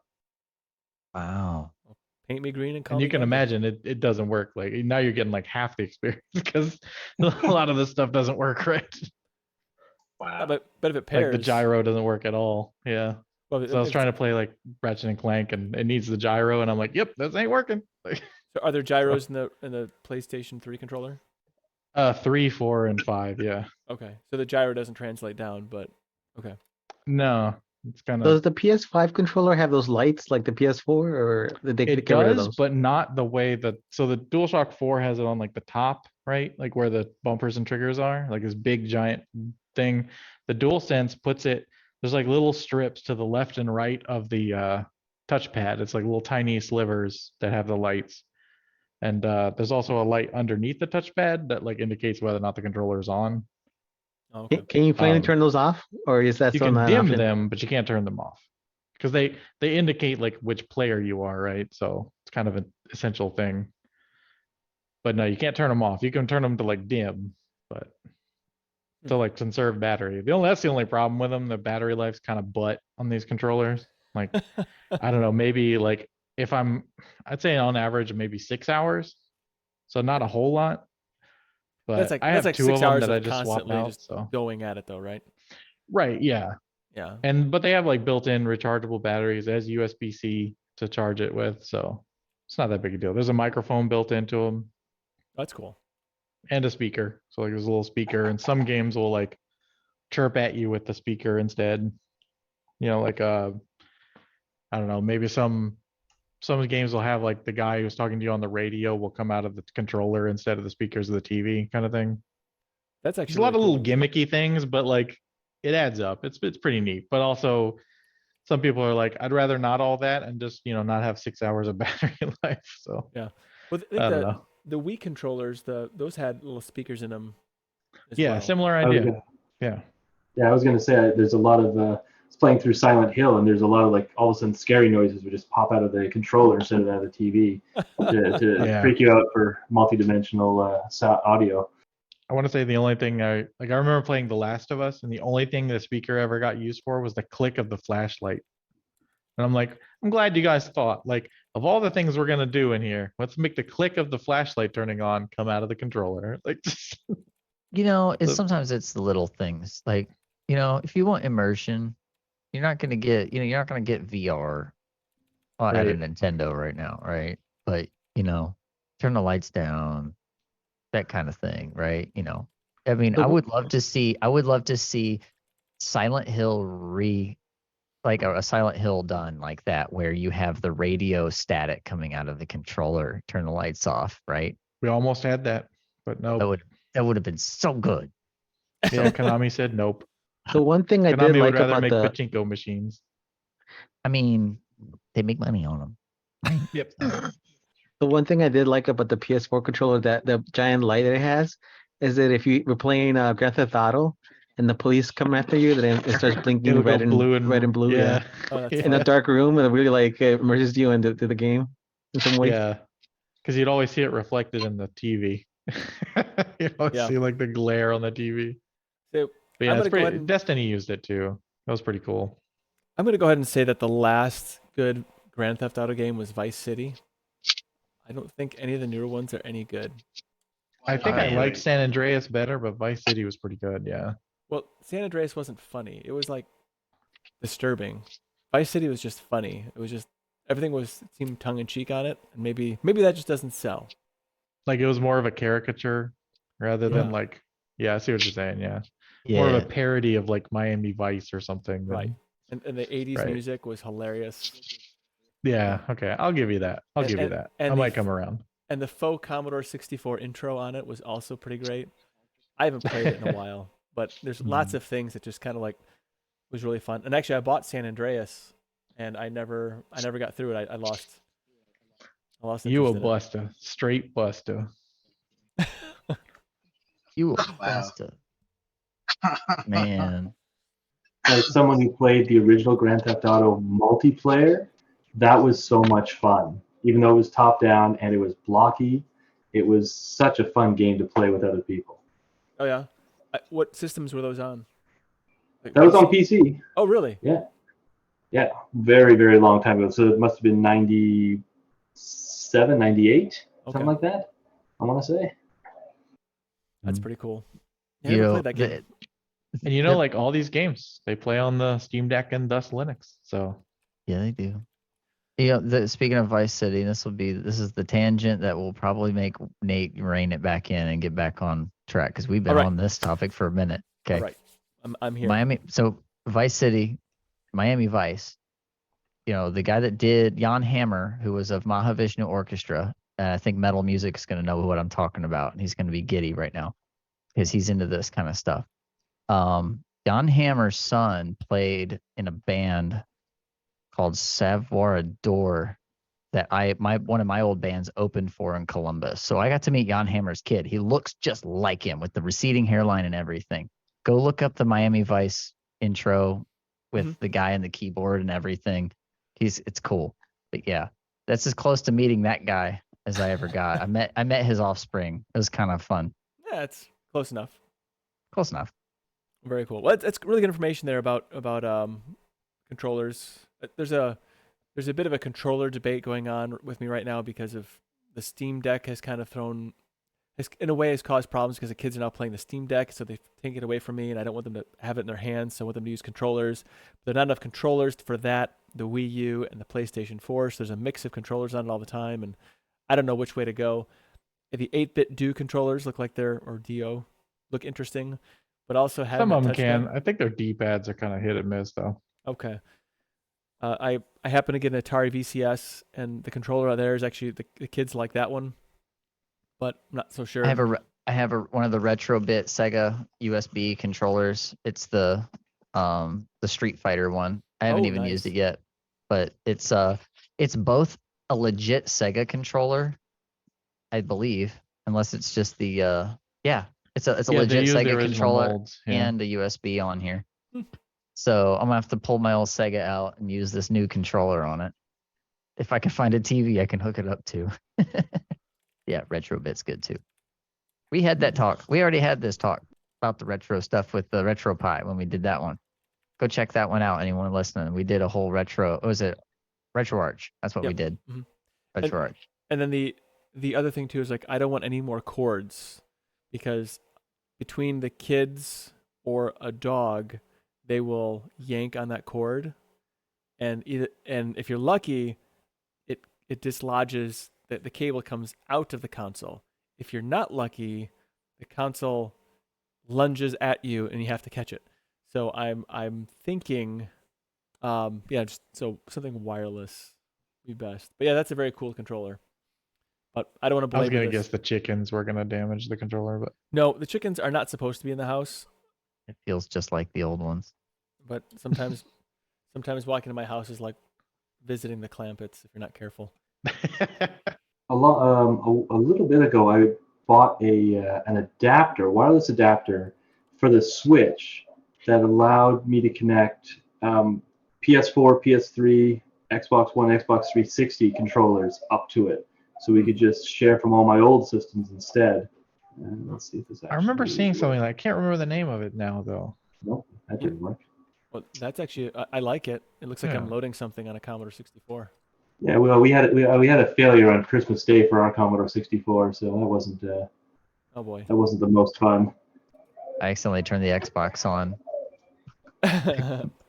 my controller was my controller was plugged in via USB to my laptop because that's how I prefer to play it. And then I unplugged it, and then it stayed on, and it turned on the Xbox. Oops. All right, we are rapidly running out of time, and I did want to talk about one thing. So Penguin did bring up the new i3 is out. So what can you tell us about i3 that's really exciting that they've done? Well, the i3 Gaps project for i3WM has been merged with the mainline i3 project, and they have actually archived i3 Gaps. So so i3 Gaps is actually no longer being maintained anymore. They actually archived it in November, but like i3WM 4.22 was only released about 3 weeks ago in repositories. So if you're running i3 Gaps, you should actually uninstall that package and install i3WM 4.22 or later, because it's no longer being maintained for security. So now if you're running Arch or openSUSE, you already have that in your repository. And in Ubuntu LTS, which would be your Linux Mint Pop! OS as well, you would have to go to i3wm.org/downloads and go and add their repository to your system. I'll leave those links in the chat. So obviously this is new versions are usually great things happen, but I'm reading the release notes and I don't see anything really like major. Is it just a merging of a fork back into the main line of i3? Yes, that is the major change. Oh, okay. Because i3 didn't have the Gaps the mainline i3 didn't have the gaps functionality where you could put gaps in between windows. All right. And i3 gaps added that functionality, and now they just merged the two branches together. Gotcha. Okay. Well, that's interesting. So we're finally getting gaps between our Windows and i3. So they're almost getting caught up with interfaces from like the early or late 80s, early 90s. So yeah, I was just right. yeah. I'm like I've long held the opinion that they should have done this like 15 years ago, 10 years ago. That's good to know. Does anybody here use i3? I do. Oh, you use i3? I haven't even tried it. Vince? I know it comes I know standard Vince with Jinda, do you Sorry, use my- i3? Yeah, I love i3 mainly because you do not have to run a programming language to configure it. So it's actually pretty easy. But I'm gonna leave all those links in the description, and not in the description, in the chat. That's good. Thank you. Vince, so you use i3. What's the key reason you use i3? Oh, okay. So where do I start? I think I've spoken about this before. I use my laptop a lot. So trying to manage screen real estate on just a single 13-inch screen sometimes can be difficult if you've got lots of windows open. And I don't particularly like using a trackpad much. So I looked into how I could use a lot of keyboard shortcuts, which I used to do anyway, even with Windows and whatnot. I used to try and remember a lot of keyboard shortcuts for doing sort of quick common things. And I just kind of fell into i3 as a sort of a gateway into tiling window managers, because it was, as Penguin says, quite an easier thing to learn without having to need to know a programming language, which I don't. And I've just stuck with it. It works. It's fast. I ended up using it on my desktop as well, where I have dual monitors.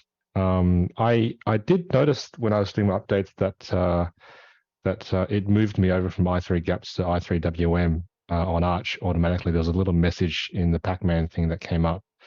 So, but I hadn't even heard that they'd merged or anything like that. I just thought that perhaps one of the projects had just sort of stopped maintaining their thing, and Arch moved us over. But that's good. That's good that they merged, so they can sort of combine their efforts with development going forward. Well, very cool. Well, I'm glad that there's a variety of desktop usage here, or I guess not desktop, window manager, whatever. Your interface to the machine. I like a good variety. We are running behind schedule, so some really quick housekeeping. Actually, before the housekeeping. So what's on the menu for next week? We're doing a distro exploration, and rather than debate that, we're just going to fall in line with what Linux user spaces just recently did, which was GeckoLinux. Try that out. I personally, it's openSUSE based, so of course I'm going to like it. But they did go do listen to the review, and then try it out, see if you like it, and then there's no requirement as to you having to try it out or anything like that. But just, maybe if you have a test machine or on a VM, however you want to test things out. I know that Mark has a very unique way that he tests out his distributions, and I appreciate that. I like the varieties of ways of implementing it. There's people who say that you should only run it on bare metal, but I don't think that's an appropriate way to say this is how you need to run Linux. I say you run Linux how you think you want to run Linux in the way that you would use it, because that's how you would use it, right? So we'll go from there. I'm gonna see if I can get the I'm gonna message the maintainer. I do talk to him from time to time. He joined us last time. I think we covered Gecko. Okay. Yeah. So we'll see if he can join us. So there's there's quite a variety to Gecko. Choose whatever you want on there. If you want to use the Leap or Tumbleweed base, I'll actually go. So maybe So check it out. See, there's not a wrong thing to test. Just go ahead and however you would like to test that, and then we'll discuss your experience with setting it up and so forth and how that went. So that's what's on the menu for next week. A distro exploration of GeckoLinux. And now for some housekeeping. If you have any distro suggestions, send them to suggestions@linuxsaloon.com, or you can send them on Telegram, tag Eris, or me, or both. And then you can also send the Discord and so forth. Also, if there are any applications that you think that we should try out, also send those as well. Same place. I have a Linux Saloon calendar. So if you want to see what shows are coming up and what we'll be doing, what's on the menu for next week, it is available. It is published. It is a Google Calendar. So I apologize for that. But if you go to linuxsaloon.com, or sometimes it doesn't redirect properly. So if you go to cubicalnate.com/Linux Saloon, there'll be a calendar right there of what's coming up. You can also, if you do use the Google Calendar, which again, it's not my favorite thing to use, but right now it's what works best for me. You can add that calendar to your calendars. You can see what's coming up, set reminders, whatever, however you want to do that. But that's all there and published. If a time has to shift for one reason or another, I will update the calendar accordingly. And so it'll be, you can check your mobile or whatever it is that you use if you want to do such a thing. Linux Saloon has a calendar. So in an effort to be more organized, there we go. It's closing time. Not that I want to play that song because of content strikes, but our last call, I should say. So if you are up early in the morning, if on this side of the world, and this is not for you, sleepy eyed Vince, because it's at the end of the day for you, but Steve's very own has a coffee clatch every Sunday morning, sometimes every Sunday morning at 8 a.m. Central. I didn't hear if he wasn't doing it tomorrow. I hope he's doing it tomorrow. If not, he can correct me in the chat real quick. He is. Okay, good. Because it's scheduled. That's good. Nice. Mark, you have a very enthusiastic group of Linux users in Atlanta. Do tell. That's right. The Atlanta Linux enthusiasts meet every Sunday. It's a free-form session where we just try to help people with Linux and their issues. We've had a lot of attendance lately, and people trying to get help with new laptops where the Wi-Fi driver may not be working properly, and we've helped them through some of those things. We meet every Sunday from 3 to 6 U.S. Eastern. And so there's a 3-hour window there that people are welcome to join and see what's going on, or if you have a question. We try to stick on Linux and open source. Sometimes we get off topic, but it's all right. We bring it back in. You can get more information at ale.org, ale.org, and that'll give you our online meeting. Awesome. Last week I was there and annoyed them for a few hours. Excellent. It was You're good good right? at that. You're good at that, Adam. Eric. So I appreciate Eric's inputs because I consider Eric to be an honest broker. He will basically tell you what he really thinks. He'll do it in a nice way, though. He's like, if you're gonna get in trouble with somebody, get in trouble with Eric. That's how I feel. You'll feel good about being admonished. That's right. Destination Linux is streaming live tomorrow afternoon at 1 p.m. Eastern. The next episode of Linux User Space is a topic and feedback episode. So if you have any topics or feedback for them, of course, it's nothing but nice things you could possibly say to Dan and Leo. Do send some feedback. CentOS is their next distro that they will be reviewing. I'm on a podcast called Linux Out Loud. I have 2 co-hosts, one excellent co-host, Wendy, and then there's Matt. We talk actually about the CoolerMaster going open sourcing their software. I have a website called CoolerMaster.com. I do things. I covered recently, and I also did a video of having the Raspberry Pi Octoprint be powered by the Ender 3 3D printer, and to make it like a nice appliance setup, and it's been working out great for me. So you can check that out, CoolerMaster.com. Linux Saloon is part of the Tux Digital Network. Check out more great shows at tuxdigital.com. I want to thank you all for being a part of this conversation, both in the Zoom meeting and the YouTube stream. I also want to thank Steve for helping me set up a more interactive way of including the YouTube stream on the show, so that has worked out great.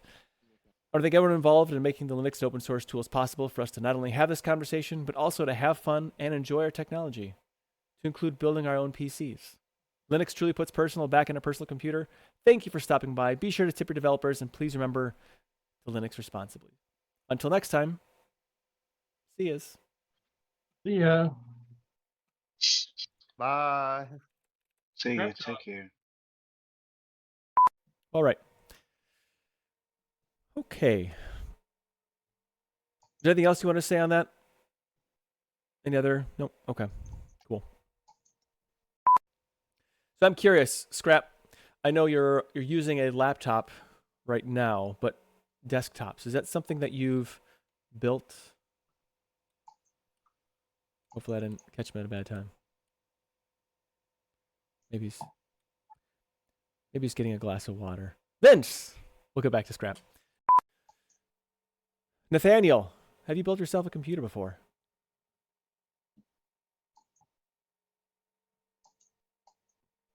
Also, it's okay if you haven't. Not a big deal. Sorry, you have to watch the chipsets. So one of the But things now, that... Go ahead. Hey, Alexa. Sorry. I had to. It's kind of one of those things, turning on people's devices. Nate will probably edit that out later. I edit a lot of things out. And then if they're like when the show like has a bit of a train wreck, like right now, this won't go into it. I'll just put it in the bloopers at the end.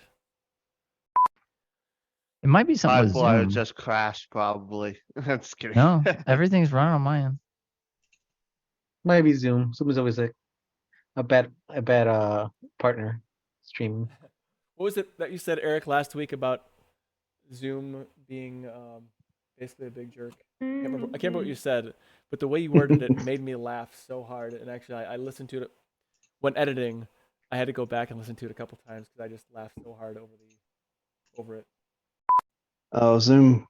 Yeah, Zoom always finds new ways to annoy me. Yes. I was in the heat of the moment. I'm not even sure what I said.